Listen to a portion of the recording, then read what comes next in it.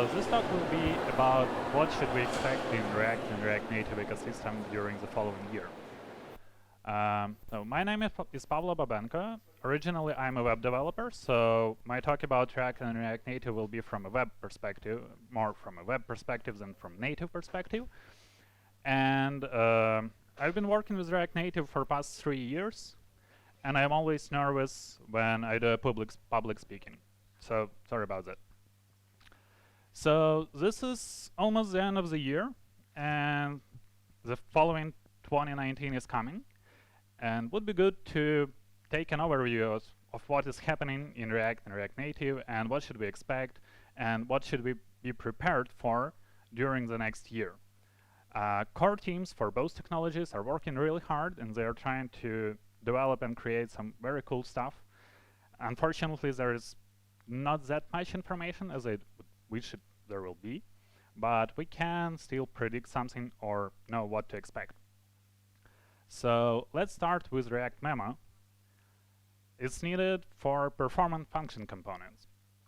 As you might know, so right now if you're using class component, you can define your simple component like that, like class button extends component, all good, unless you understand that you need a little bit better performance than right now. So you will use a pure component instead of this. Pure component basically will do a shallow compare every time when the props and state will change and determine whether it should re-render your component or no, so whether it should trigger or not trigger in render action. Which is pretty good for us, unless you want to write a function component. So until recently, there were no option to use shallow compare in functional components, but we now have ReactMemo, which will do basically the same. So this code is exactly the same as this code. It's pure component, but for function components. Hey, we don't need to write class components anymore. And yes, you can use it in React Native. The following stuff is React Lazy and Suspends. This is needed for lazy loading. What lazy loading is, imagine that you have some heavy component that you want to display.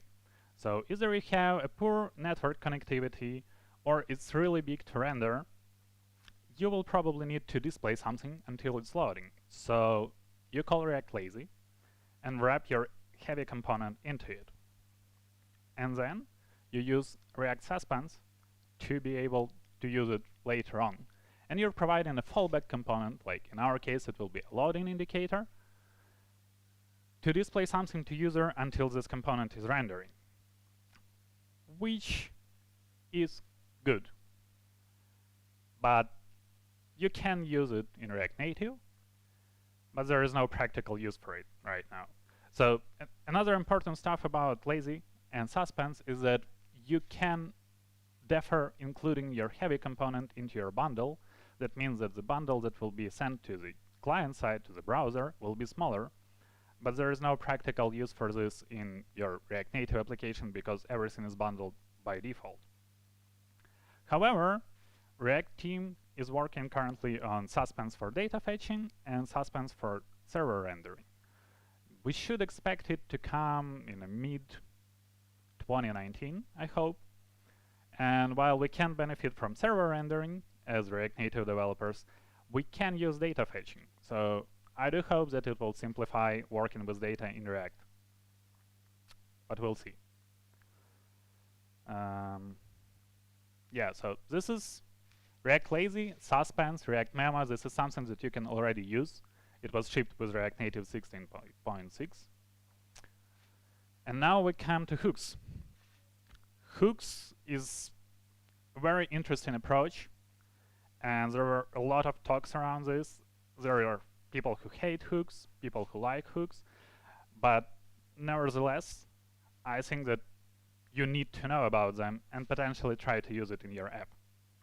So hooks is another reason not to use class. In this example, you can see that we're using useState. useState is basically the same stuff that you will write regularly to be able to instantiate state in your component. So in such case, we're using useState. We're passing initial state to it, so in this case it will be false. And later on, we will get a state variable and the function to redefine the state that you can later use in your application. Why you might need it at all? So first of all, because it's smaller. Like, you can see a comparison between the function components and the basic class React component that do basically the same. And you can notice the difference, I hope. Also, another cool stuff with useState is that you can pass, instead of just variable or object or array or something like basic state, you can pass a function to it, wait for execution, and then return the values that will be set to the state. Here's, by the way, an example. One of these images is an example of compiled class component, another one is example of compiled function component. I hope you can guess what is where. And a part of being smaller, that means that smaller size of your application in the end, it's easier for your code editor to lint, hint, and test flow coverage on it. useState isn't all, so there is a bunch of other hooks coming out of the box: UseEffect, context, reducer, callback, memo, reference, imperative methods, and layout effects. So let's take a look at UseEffect. So we called useState, and then we can call a UseEffect. UseEffect is basically a replacement for your component lifecycle methods. So in a basic way, once you're calling UseEffect and passing some function, it will be called during the component. It will be a replacement for your component.mount function. And if you want to call something on a component will and mount, like in this case we're unsubscribing from comments, you just need to return another function for this. And if you want to make it behave like a component will update, just pass an array of parameters. So every time each of these parameters passed in array, in our case it will be a post ID, will be changed, we will re-render the effect, or recall it again. Important stuff about hooks is that each hook is called on, okay, not each hook, useState won't be called, but UseEffect, for example, will be called during every render of your component, and it will be asynchronous. It might lead to some problems with performance, especially if you put some highly performance stuff into it. But there is a ways to overcome this. And also, yes, it's asynchronous, so if you want to delay component loading until UseEffect will be executed, you can use UseLayoutEffect instead. It's handy for subscribing and unsubscribing from different stuff, and once again, it's smaller compared to the regular components. Probably my favorite one is UseReducer. So UseReducer is basically a replacement for React Redux in some simple cases. I wouldn't consider it to be like a 100% bulletproof solution, so you shouldn't turn off your Redux and just remove it from the dependencies, but it's still very handy. So you're using it like this, you're just calling UseReducer from your function component, passing a reducer and initial value to it, like initial state.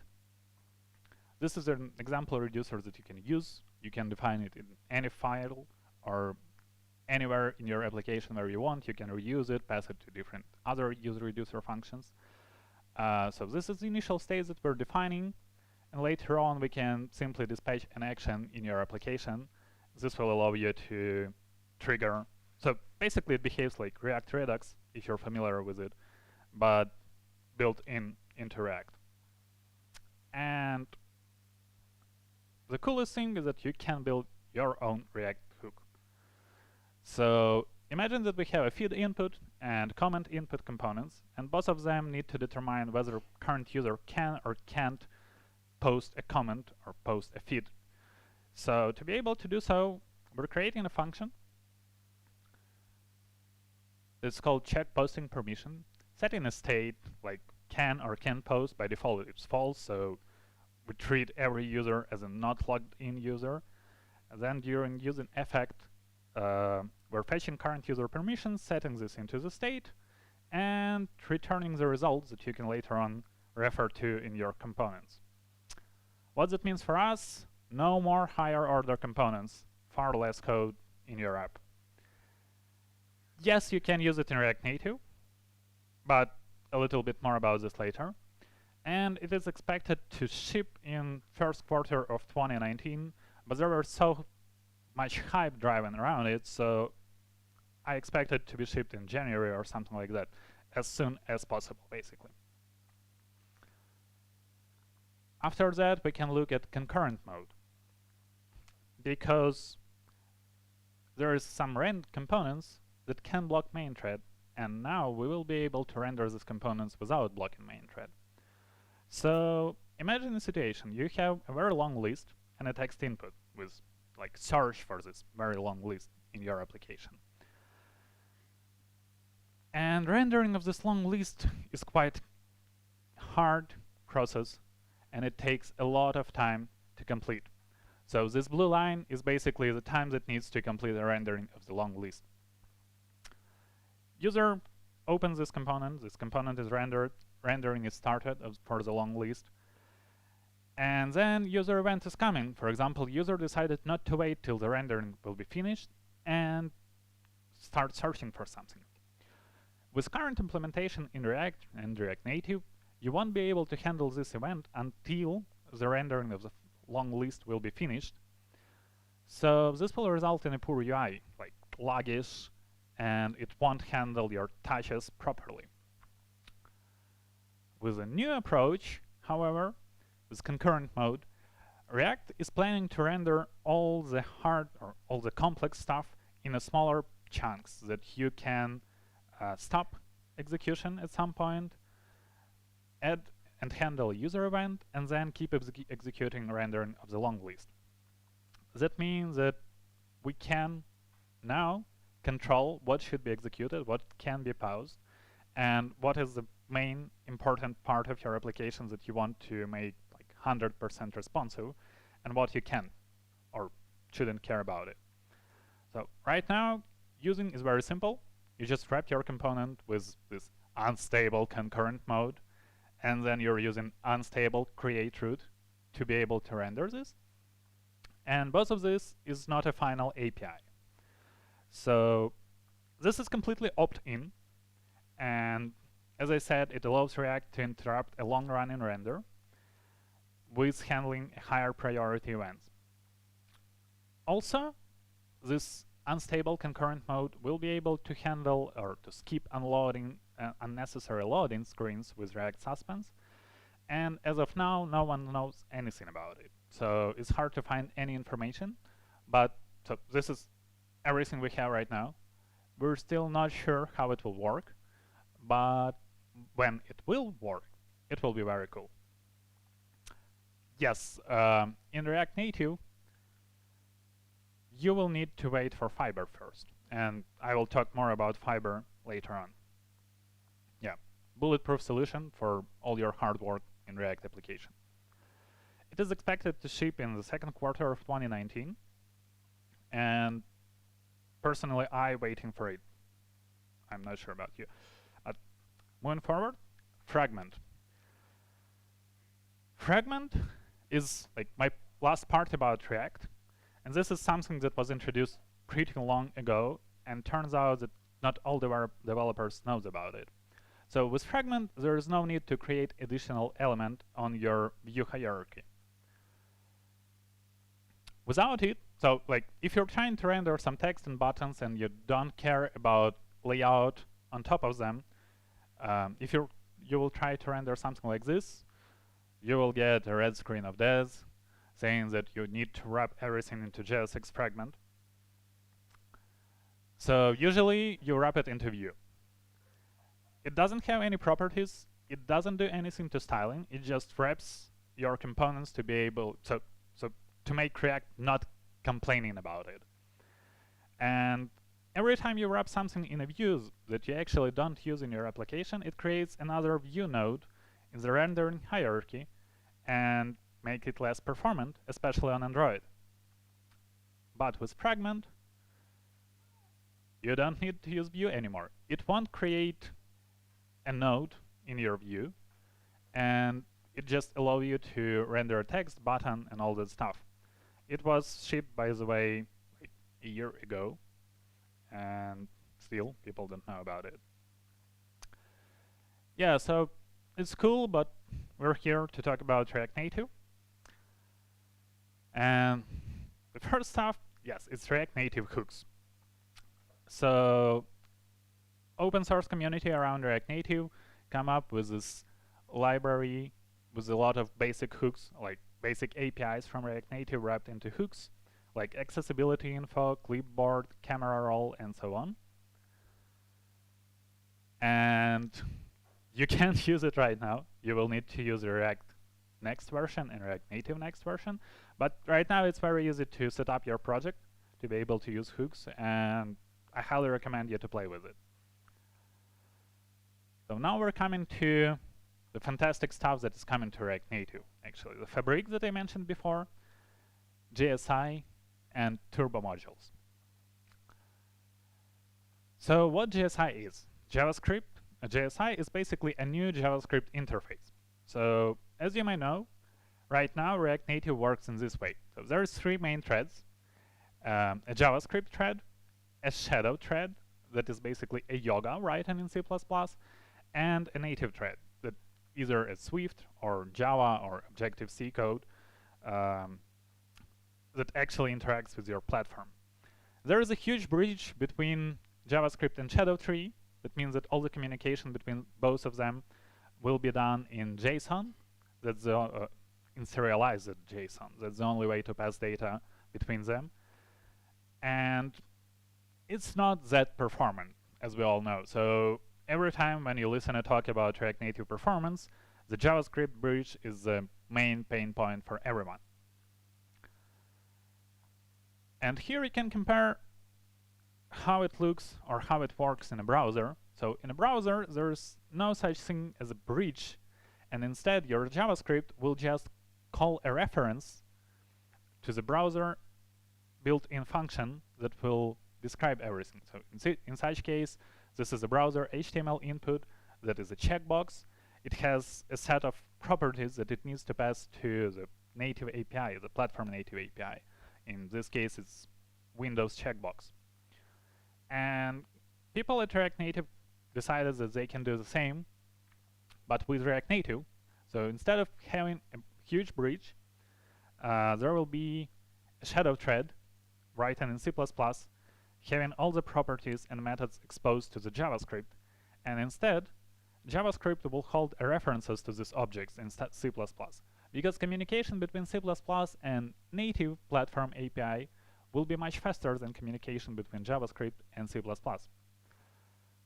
So imagine this is how it worked before. Imagine that you have a camera module, native, and uploader module, also native. So you're taking a picture with a camera module, then this picture will be serialized into JSON, passed into JavaScript through the through the bridge, and then from the JavaScript you will pass the same picture deserialized, then serialized again with the bridge, back to native module that will be responsible for handling upload. So passing the same thing twice, especially if it's quite a big thing, isn't the best solution for performance. And with new implementation, with GSI, it is expected that there will be a C++ implementation for your native module, and you will pass only a reference of this picture to the JavaScript that will later on be passed to the native component. That means that the actual file or the actual picture won't be passed twice. It won't be passed at all through the bridge. It will just communicate between native modules, which is very interesting, as for me. So turbo modules and other stuff is a C++ implementation for native modules. You can basically see anything, but you can imagine that there is a C++ implementation for camera module that just responsible for exposing API to JavaScript side and calling the native side API. This is the stuff that React Native team is planning to write a lot of native modules with it. And I will talk about this at the end again. But we're coming to Fabric. Fabric is a UI layer re-architecture.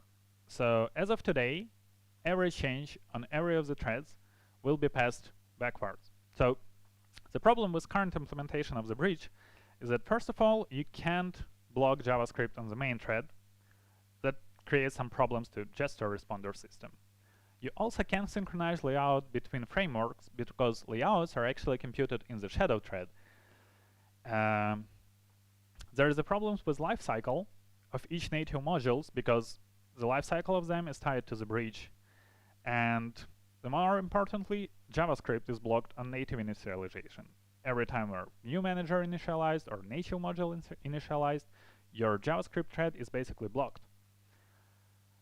With the changes to this, they're expecting to, first of all, switch to a synchronous React mode for rendering. Second, they're expecting to have immutable shadow nodes. So that means that JavaScript will do all the calculations, pass the properties, and shadow nodes won't be mutated. They will be responsible just for passing the props. And this will allow us to recompute layout on any of these threads, which should, in theory, make our application more performant. Another thing that is coming to these UI changes is view flattening. So currently, when you render something with React Native, it generally generates a lot of layout nodes. This is something that we were talking about with Fragment. So every time when you render a view, it creates a node, no matter whether you actually need this node or not. And we can get rid of this by removing layout-only views. So this is an example. At the top, there is a current situation, a lot of small views that are not actually used or visible to the user. And with view flattening, we should be able to get rid of them and leave only the stuff that is visible or changeable to the user. So layout-only views is something that passes all these checks. So it's a pure view. There is no associated event listeners, no associated native ID. It's not accessible. There is no overflow. It's full opacity, no background color, no transform, no shadow, no z-index. So not all views basically fulfills all these needs, but the ones that do, by removing them, we can provide a smaller memory consumption to our application. We can generate an easier view hierarchy that will be easier to navigate every time when you open React Native debugger, and we hope that it should work faster. Yes, and the last part of this dramatic changes to React Native world is extracting some of the core React Native modules into its own repositories. So this is an example. In version 0.58, they'll probably get rid from React Native Web View at all, so it will be extracted into its own separate module. They're also dropping Navigator iOS because no one uses it. And they're planning to do this with other modules that are tied to the core of React Native. There's a lot of reasons for this, actually. First of all, they can't manage to provide the support for all of them. It's hard to fulfill or close the pull requests from the community. It's much easier to manage them or to provide management of these modules to the community instead of doing this with the small React Native core team. And another benefit for us in such situation is that you don't always need all the modules that are coming with React Native, so you can get rid of them and it will result in a smaller bundle in your application. Yes. Small bonus, so remember Expo? Expo is a tool that everyone is using to create React Native to do applications and run it in their phones, then close it, switch to React Native in it, and build actual project. Turns out that there are some developers that hope that Expo is actually React Native, but it's not in case of. So turns out that Expo team has built a lot of native modules, very cool native modules, but with their current ecosystem, it's very hard to remove them from the expo itself and provide it to the community. So right now they're planning to change this. They're planning to make their system more open to the outer world, easier to work with, and the most important part for us, they're trying to get all these native modules, write a C++ implementation on top of them, and provide them to the community. They do expect that you will be able, as a React Native developers, you will be able to benefit of this. But another thing that is coming is that they do expect to be able to share these native modules with other platforms like NativeScript, Flutter, or Ionic. Basically the same thing that is React Native team trying to do.